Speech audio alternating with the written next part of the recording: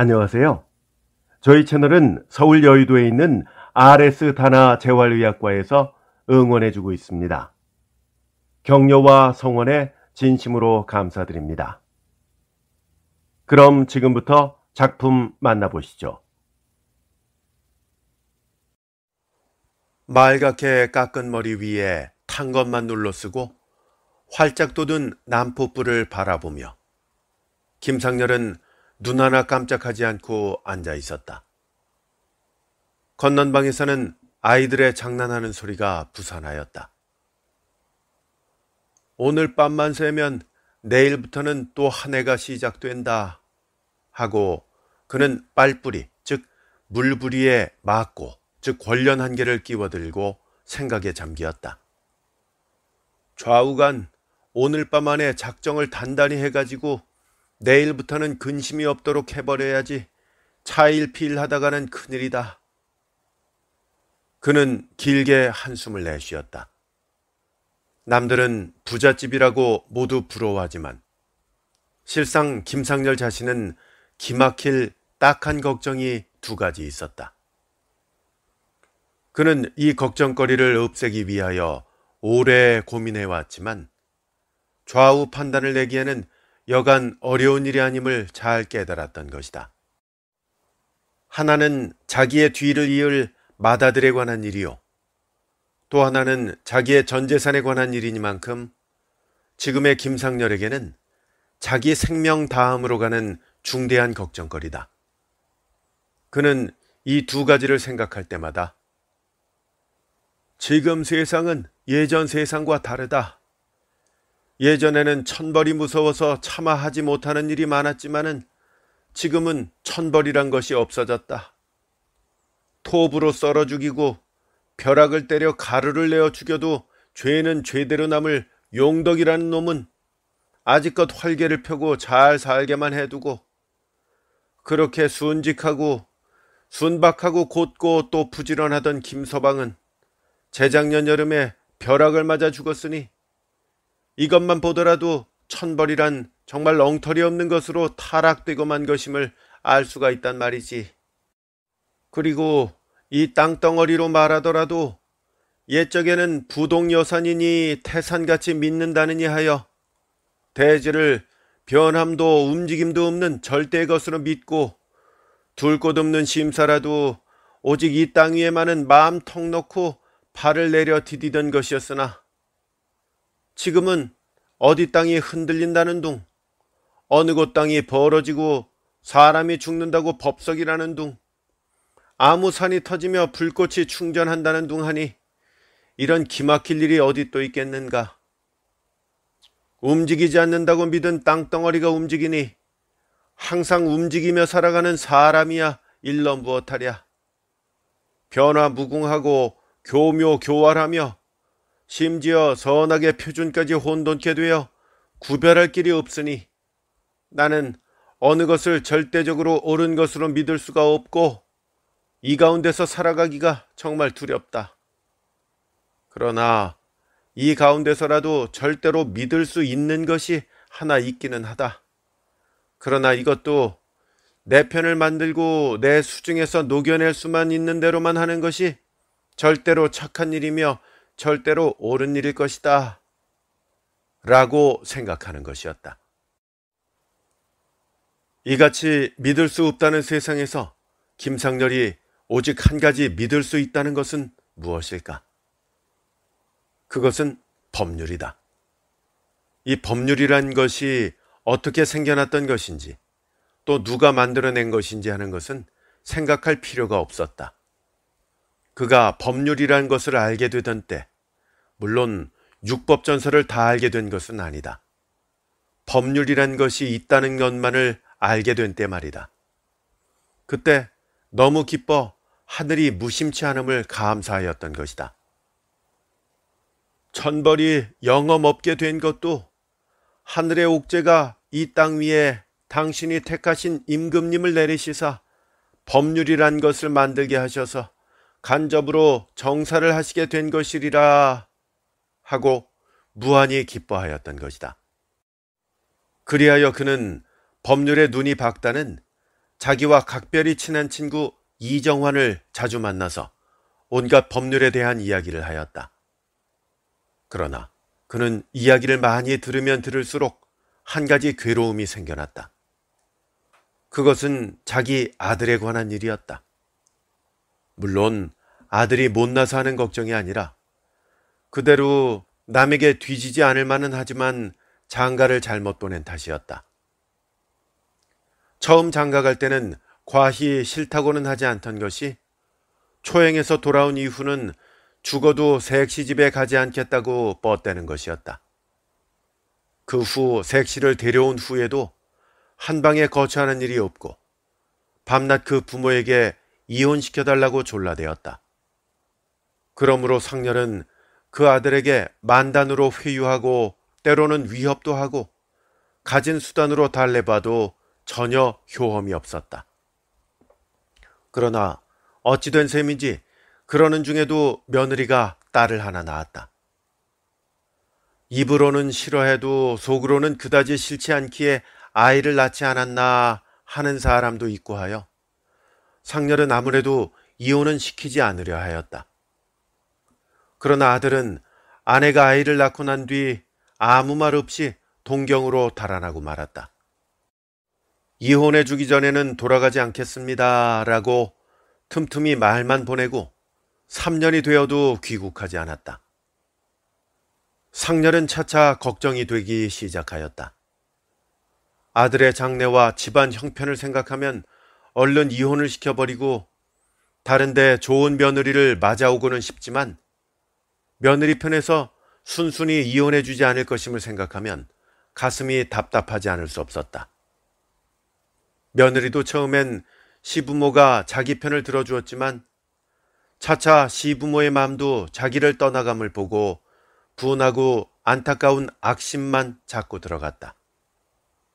그러므로 양편의 가슴속이 얼굴에 나타나게 되자 집안은 평온한 날이 없어졌다. 날이 갈수록 상렬은 이 문제가 심각하게 머리에 떠올랐다. 법률만 없으면 그만 며느리를 쫓아보내고 아들을 데려왔으면 좋으련만 아무 이유 없이 법률이 이혼을 허락할 리도 없고 또 그대로 쫓아보냈다가 법률에 걸리면 어떻게 하나 하는 것이 문제가 되었다. 시부모의 이런 생각이 날로 그 얼굴에 나타나자 며느리도 처음같이 유순하지 못했다. 피차 시비가 심함에 따라 상렬은 그같이 기뻐하였던 법이란 것이 도리어 가증스럽게 여겨졌다. 이때 또 한 가지 걱정이 튀어나왔다. 그것은 어느 친구의 사정에 동정하여 5만 원 차용증서에 연대 보증인으로 도장을 찍어주었던 것이 이제는 자기가 그 돈의 어환 책임을 전부 지게 되었던 것이다.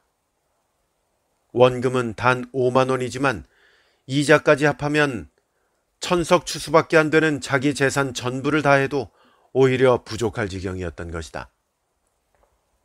그는 이 뜻하지 않은 걱정에 이 1년을 죽어 지냈던 것이었다. 생각하면 이 두 가지 걱정이 모두 억울한 걱정임을 깨닫자 그의 초조함은 비할 데가 없었다.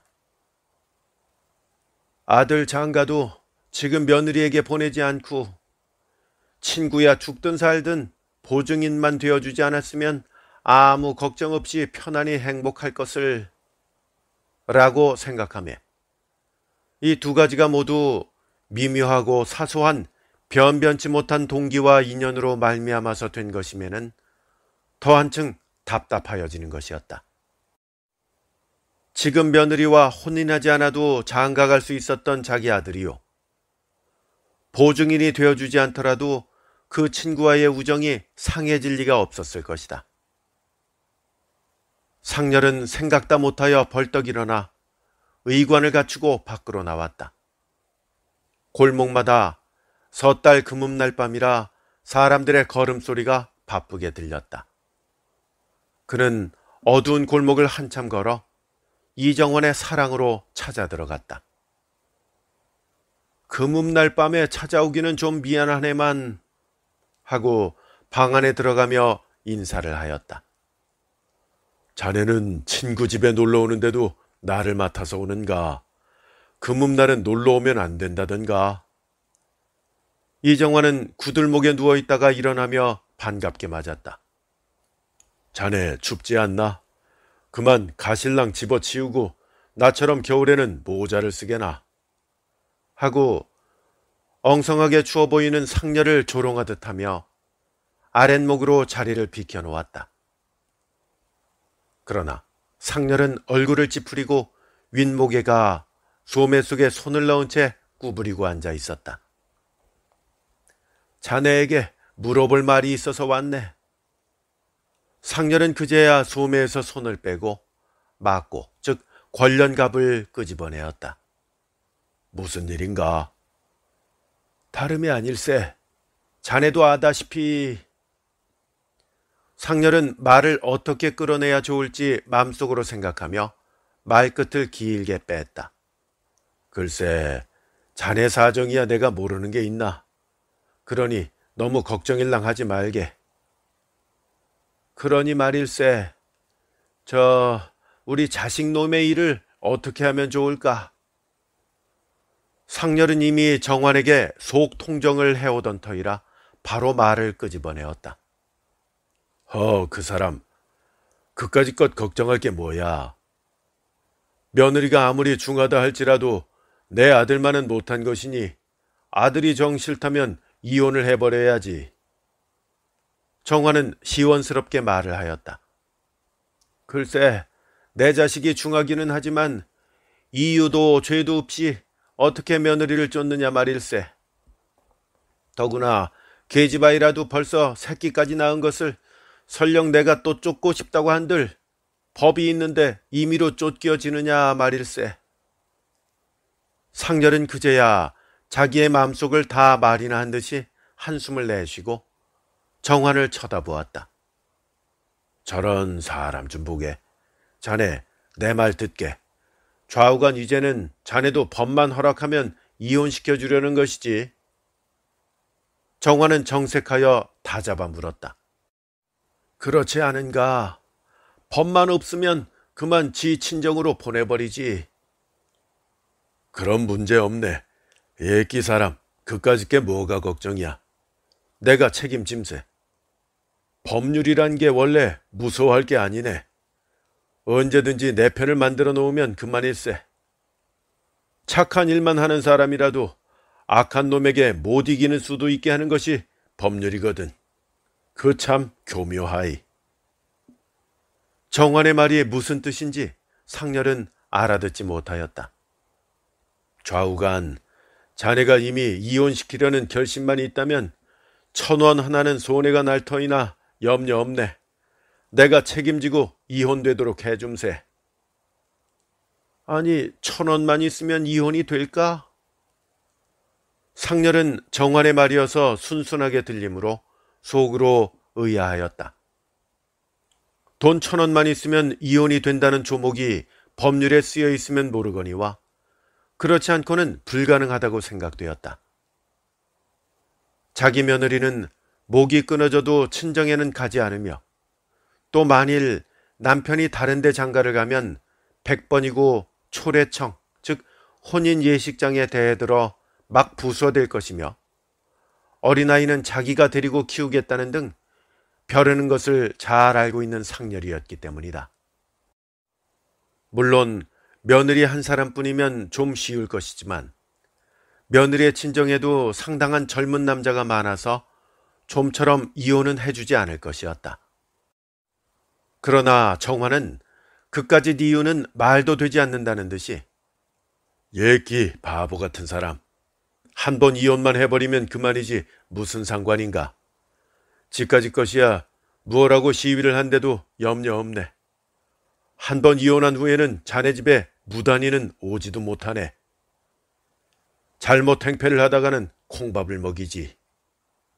하고 잠옷 염려 없다는 듯이 우겨대었다. 그렇지만 그렇게 되나? 초례청에 대어들면 큰일이지. 상렬은 자꾸 염려가 놓이지 않았다. 여보게, 이혼하면 남남인데 남의 잔치에 대어들면 법률이 가만히 있나? 상렬은 그제야 고개를 끄덕끄덕하였다.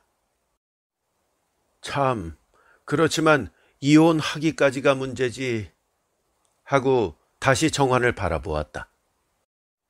염려 없네. 내가 수단을 가르쳐 줌세. 좌우간 며느리를 잘 꿰어서 지 입으로 이혼하겠다고만 하도록 하면 그만일세. 하고 계교를 하나 가르쳐 주었다. 상렬은 그 말을 다 듣고 나니 그럴듯도 하였으나 사람으로서 차마 하지 못할 일이었다. 여보게 그렇게 할 수야 있나? 하고 상렬은 입맛을 다셨다. 허이 사람, 지금 세상에는 어떠한 못할 짓을 하더라도 법률에 걸리지 않게만 하면 제일일세. 정화는 예사라는 듯이 말했다. 그것은 그렇게 한다고 하면 그만일세만 또 한 가지 있네. 상렬은 집에 가서 다시 더 생각해 보리라고 작정을 한 뒤 또 한 가지를 마저 꺼내었다. 무엇인가?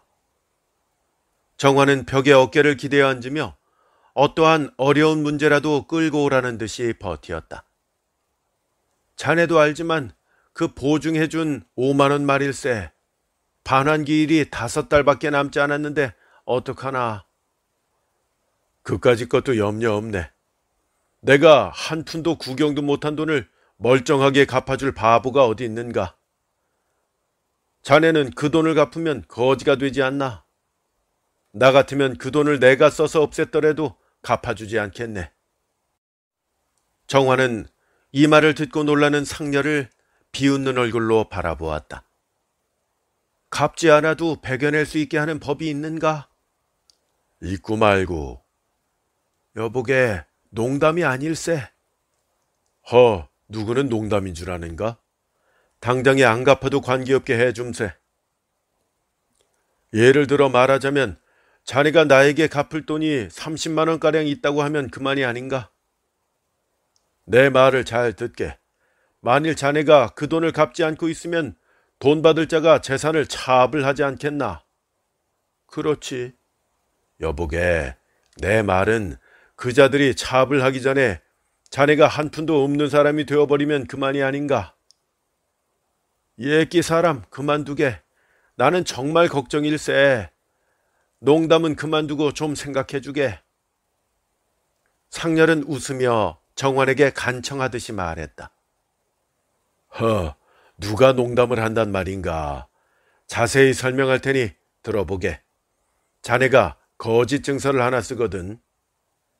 어떻게?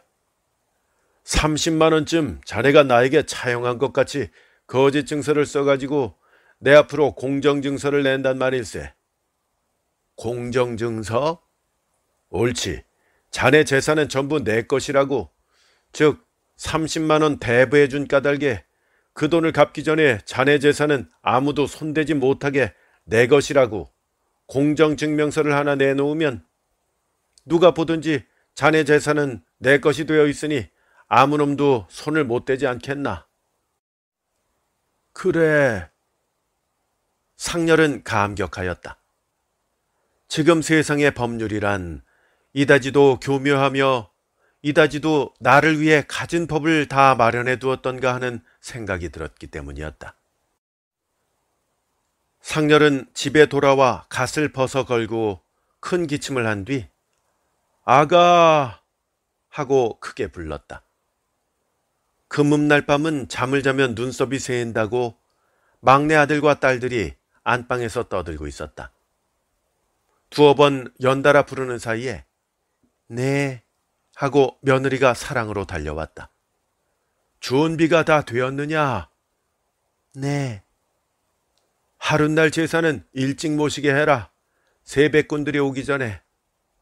네. 금음날 밤인 탓인지 며느리의 대답 소리는 평소보다 부드럽고 공순하였다. 물론 이만한 말을 하기 위하여 며느리를 사랑으로 불러낼 것도 아니며 전 같으면 며느리가 곁에 있더라도 마누라를 불러 분부하는 것이었으나 이제 듣고 온 이정원의 말이 생각났으므로 당장에 음모 공작을 개시하려고 일부러 며느리를 불러낸 것이었다. 그러나 며느리의 공손스런 태도를 보매 그만 가슴이 탁 막혀졌다. 아가, 춥지 않으냐? 잠깐 누워 쉬어라. 그는 이 말을 정환이가 일러준 계교로 하려던 것이 참으로 속에서 솟아나오는 위로의 말이 되고 말았다. 네, 아버님, 시장하시지 않습니까? 벌써 12시나 되었습니다. 아니다, 그만둬라. 약식이 다 됐습니다. 조금 가져오리까? 며느리는 염려되는 듯이 조용히 물었다. 상렬은 정환과 자기가 조금 전에 어떤 이야기를 하고 왔는지 모르고 있는 며느리가 가엾기도 하고 또 스스로 부끄럽기도 하였다. 그만둬라. 어서 들어가 좀 쉬어라. 말소리가 떨려 나왔다. 네. 며느리는 손을 이불 아래 넣어 방바닥을 만져 차지나 하는가 하고 물은 후 살그머니 물러나갔다. 상렬은 길게 한숨을 쉬고 들어 누웠다. 나는 정말 못하겠구나 하고 중얼거렸다. 그는 정환이가 가르쳐주던 계교가 다시금 생각났다. 될 수 있는 대로 며느리를 귀히 여기는 척하여 그동안 상했던 사이를 회복시킨 뒤 이혼만 하면 아들이 돌아온다고 하니 이혼장에 도장만 찍어 동경으로 보내면 아들이 돌아올 테고 돌아오면 시부모가 잘 회유하여 서로 의가 상합하도록 할 테니 염려 말고 도장만 찍어라. 그리고 너의 친정 부모도 알면 재미가 없으니 네가 가만히 도장을 찍어가지고 오너라 하고 자꾸만 꿰던 정환의 얼굴이 떠오르며 몸에 소름이 끼쳤다. 법률이 이러한 간사한 꾀를 용납시킨다 하더라도 사람으로서는 차마 못할 짓이다 하고 상렬은 생각하였다. 그렇지만 자기 재산에 대하여는 정환이가 말하는 대로만 하리라고 결정하였다. 정월 대보름이 지난 후 어느 날 사랑에 내려온 마누라를 보고 상렬은 정환에게서 들은 계교를 이야기하였다. 이 말을 듣고 난 마누라는 명절 때마다 더욱 간절한 아들 생각에 속을 상하던 마음이라 펄쩍 뛰듯이 기뻐했다. 암만 해도 내 자식이 있은 후에라야 남의 자식 사정을 보는 법이에요 하며 당장에 그 계교를 쓰겠다고 야단을 했다. 안 돼. 상렬은 금음날 밤 이후 끝없이 가엾게 보이는 며느리를 차마 속여 넘기기가 가슴이 아팠다. 영감은 정신이 빠졌소? 그래 이대로만 있다가 걔가 동경에서 영영 안 나오면 어떻게 하며 동경보다 더 먼 데로 가버리면 어쩔 테요? 그리고 또 원래 싫은 부부를 사람의 힘으로 어떻게 하나요? 피차 팔자가 아니에요. 하고 마누라는 빡빡 세웠다. 상렬은 잠잠하고 앉았다가 도장을 주머니에 넣어가지고 집을 나섰다. 이미 자기 집 재산은 전부 동산 부동산 할 것 없이 하나도 남기지 않고 이정환의 앞으로 공정증명을 내기로 준비가 다 되었던 것이다. 물론 상렬도 자기의 전 재산을 남의 명의 아래 두기가 위태한 것 같기는 하나 이정환의 재산도 20-30만 원은 될 뿐 아니라 중마고으로서 오늘까지 친형제 진비 없이 지내왔던 터이라 10분 안심하였던 것이다. 만일 그대로 두었다가는 채권자에게 그대로 홀딱 빼앗길 것이었으므로 그는 아주 마음을 놓았던 것이었다. 그러므로 그날 모든 수속을 마치고 집에 돌아오니 한쪽 어깨가 가뿐하여 마음이 무척 상쾌하였다. 아가, 술 한 잔 덮여다오 하며 그는 안으로 들어갔다. 며느리는 뜰에 내려와 상렬을 맞아들인 후 술상을 차려들고 안방으로 들어왔다. 이제 안심이다. 너희들은 몰랐어도 나는 보증해 준 것 때문에 어떻게 염려를 했는지 모른다. 상렬은 술잔을 들며 이렇게 말하였다. 안심이라니 어떻게 된 셈이요? 마누라도 이미 그 보증해 준 5만 원 까닭에 무척 애를 써오던 터이라 반기며 물었다. 이야기할 테니 듣소. 상렬은 정환과 그동안 해놓은 공정증서 이야기를 다 했다. 마누라는 자세히 듣고 나더니 만일 며느리가 장차 이혼을 당하고 나면 누설하지는 않을까 두려운 듯이 상렬에게 눈짓으로 염려하는 표정을 지었다. 그러나 상렬은 요즘 그 며느리가 가여워 가슴이 아픈 터라 모르는 척하고 아가, 이제는 안심해라 하고 연달아 술잔을 기울였다. 마누라도 지금까지와는 태도가 일변하여 며느리를 무척 중히 여기는 척하였다. 상렬은 비록 자기 마누라가 거짓으로 며느리를 사랑하나 며느리는 그 사랑을 참으로 받고 감격하여 공손히 받드는 것을 보매 도리어 마누라와 아들이 얄밉고 괘씸하였다. 아버님, 드릴 말씀은 아니지만은 제 생각에는 염려가 됩니다. 하고 며느리는 상렬 부부의 마음속에는 무관심하고 의젓하게 입을 열었다. 응? 무엇이? 아무리 친한 사이시더라도 사람의 속을 어떻게 아실 수 있습니까? 그러하오면 전 가산이 이정환 씨 명의로 있게 되오니 염려이옵니다. 아무 증인도 없는데. 아니옵니다. 서로 증인이 있다 하더라도 벌써 법률적으로 뚜렷이 그분의 것이오니 그분이 만일 마음을 잘못 쓰신다면 어떻게 하겠습니까? 하고 며느리는 얼굴이 새파래졌다. 응? 상렬은 심황후를 만난 신봉사처럼 두 눈이 활짝 트인 것 같아 벌떡 일어났다. 아가, 네 말이 과연 옳구나. 법률이란 참 교묘하구나. 위에 위가 있고 아래에 또 아래가 있어서 끝이 없겠구나. 만일 정환이가 거짓 증서가 아니라고 하면 그만이지. 아이 참 그래. 그러면 어쩌나. 마누라도 펄쩍 뛰었다. 상렬은 바쁘게 정환의 집으로 달려갔다.